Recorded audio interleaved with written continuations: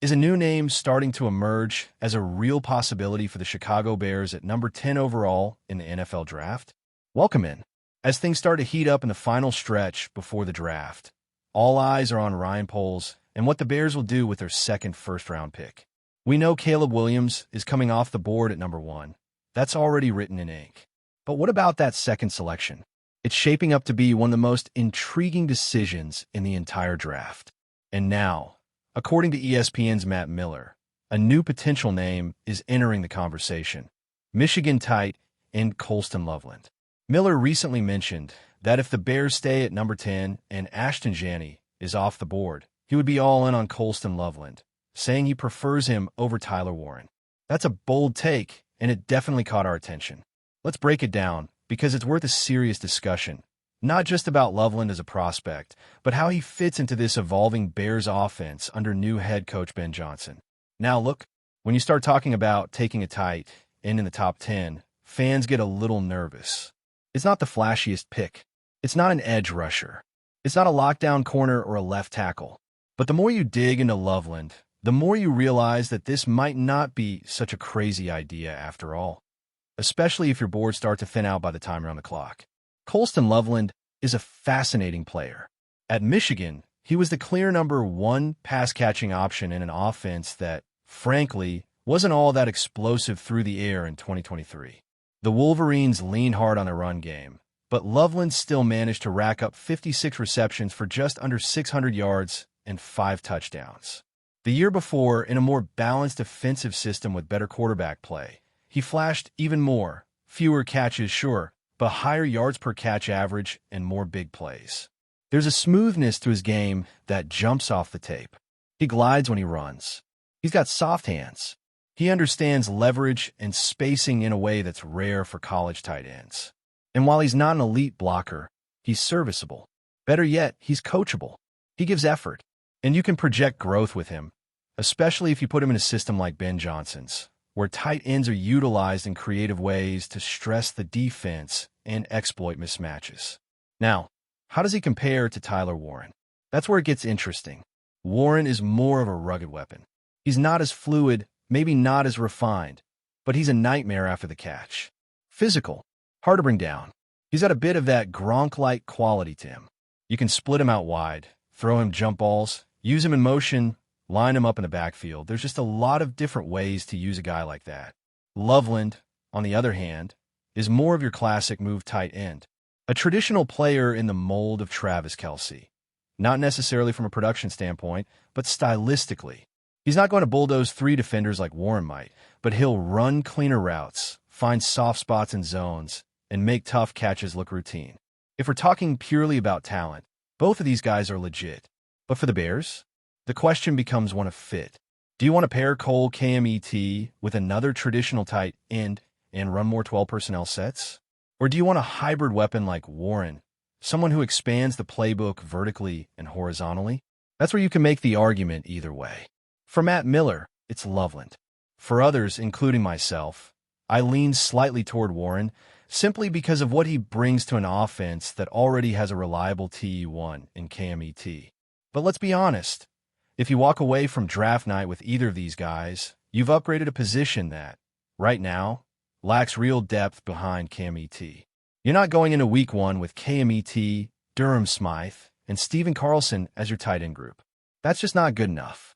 You can keep all 3, sure, but you have to add a 4th, one with real upside and starting potential.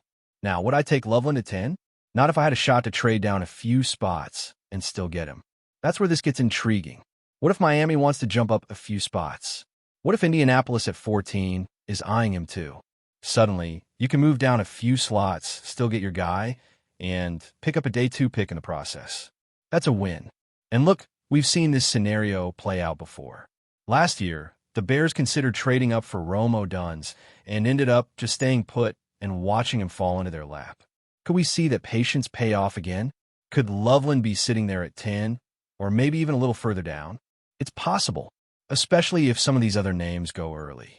Which brings us to another name in this conversation, Ashton Janney. Because let's be real, if Janney is still on the board at 10, that's the guy I want. I think that's the guy most Bears fans want. But if the Raiders take him at 6, which seems very possible, you have to be ready with Plan B. And if Plan B is Colston Loveland, that's not a bad place to land. You want to build out this offense? You want to give Caleb Williams everything he needs to succeed from day one? You need weapons. You need versatility. You need players who can create mismatches. Loveland can be that. And while I wouldn't take him over Janney, and maybe not over Tyler Warren either, I wouldn't call a reach if he goes at 10. Not in this draft. Not with this class. The Bears aren't in a desperate position anymore. They can afford to take the player they believe fits their scheme and long-term vision best. Colston Loveland just might be that guy. So let's zoom out and really think about what's happening here. The Chicago Bears are in a position of strength heading into this draft, and that's not something we've been able to say in quite some time. They have their quarterback. They have a foundational core on both sides of the ball. They've got a creative offensive mind in Ben Johnson calling plays. And now, with that second top 10 pick, they have the luxury of asking, what player can take this offense from good to great? That's why the Colston Loveland conversation is so fascinating. Because this isn't just about drafting a tight end. It's about giving Caleb Williams a safety valve, a trusted outlet, a guy who can sit down in his zone and make a play when the pocket breaks down. That kind of presence, especially for a rookie quarterback, could be the difference between a stalled drive and a first down. And while Cole Kmet is already filling that role in many ways, Loveland brings a different flavor to the position. He's not as big or bulky, but he's more athletic in space. He can stretch the seam. He can challenge safeties. And when you start talking about the concept of 12 personnel with Kmet and Loveland on the field at the same time, that opens up a lot of possibilities. Now, we also have to look at this through the lens of roster construction. Yes, the Bears have needs elsewhere. They could go edge rusher. They could add another offensive lineman. They could trade back, stockpile picks, and keep building this thing brick by brick. But let's be honest, Ryan Poles has done that work already. The base of the house is built. What he's doing now is adding high-end features, designer windows, custom appliances. He's trying to elevate the space. And when you're in that mode, you can afford to take the best player who fits what you want to do, not just the most obvious need. That's where a player like Loveland sneaks into the conversation. It's not about what position he plays. It's about what he brings to your offense.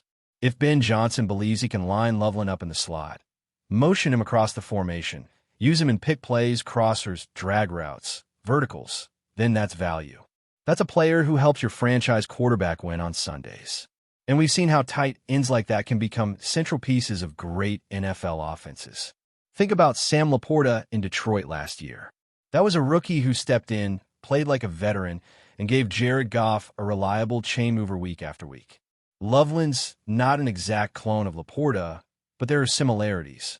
Both come from Big Ten programs with strong cultures. Both are smart, polished, and mature beyond their years. And both entered the league with the ability to contribute immediately, not just down the line. And that brings us back to something that keeps getting overlooked. The Bears don't have to hit home runs with every pick anymore. They just have to keep making contact. Keep getting guys who can help them win games right now. Caleb Williams doesn't need a superstar at every position. He needs consistency. He needs teammates who understand spacing, timing, and leverage. And Loveland is exactly that kind of player. He's not going to light up the stat sheet with 1,200-yard seasons, but he's going to be that guy who converts 3rd and 7 in the fourth quarter. The guy who finds a soft spot against a blitz look and settles down. That kind of player helps your offense stay on the field, and that helps your rookie quarterback find his rhythm. What's also worth considering is what this pick signals. Because when you take a tight end at 10, you're making a statement. You're saying, we believe in our offense. We believe we're close. You don't draft for flash. You draft for function. That's a mature decision. That's a franchise that knows where it's headed. And it's a message to Caleb Williams. We're building this thing around you, piece by piece, with precision. Of course, not everyone's going to love it. Fans want the shiny new thing. They want the pass rusher. They want the big-name wide receiver. They want a pick that looks good on Instagram. But football games aren't won in the comments section. They're won in the red zone. They're won on 3rd and 5. They're won when your quarterback has someone he trusts, even when the play breaks down. And if the Bears believe Colston Loveland can be that guy, then it doesn't matter where the mock drafts had him. It doesn't matter that he's a tight end. All that matters is whether he fits. And let's be honest, he does. He fits Ben Johnson's system. He fits the vision Ryan Poles is trying to build. He fits with what Caleb Williams needs around him to succeed. You're not reaching for need. You're not overpaying for flash. You're simply adding another building block to a roster that, for the first time in a long time, is being built the right way. So maybe this isn't just a smokescreen. Maybe this isn't just another name being thrown around to confuse rival GMs. Maybe this is real. Maybe Colston Loveland really is climbing boards in the final week. Maybe Ryan Poles has been eyeing him all along, watching how he moves, how he prepares, how he handles pressure. Maybe Ben Johnson has already designed a few packages with him in mind. And maybe, just maybe, the Bears are about to surprise us again. Because one thing's become clear during this Poles-Johnson era: they don't chase trends. They don't draft based on social media hype. They find players who fit their philosophy and their quarterback. And if Colston Loveland is the next one in line, then maybe we should start thinking a little less about positions and a little more about possibilities. That's how winning teams are built. That's how good rosters become great. And that's how you take a team that spent decades searching for stability and finally give them a future worth believing in. Before we continue, don't forget to subscribe to our channel and give this video a like. Your support helps us keep bringing you the latest updates on our Chicago Bears. And don't be shy. Drop your thoughts on the news in the comments below. In a twist that's catching the attention of fans across the NFL, the Chicago Bears appear to be seriously considering a reunion with a familiar face, veteran offensive lineman Cody Whitehair. After parting ways with the versatile guard in February 2024, the Bears are now reportedly exploring avenues to bring him back to bolster their interior line depth ahead of the upcoming season. What once seemed like a closed chapter may now be rewritten with a compelling new purpose. Whitehair, who signed a one-year deal with the Las Vegas Raiders on April 15, 2024, may not stay in silver and black for long if the Bears have anything to say about it. Sources close to the situation indicate that Chicago's front office has been in active internal discussions about how to facilitate Whitehair's return, whether via trade or a potential release and sign scenario. The interest is more than nostalgic, it's tactical.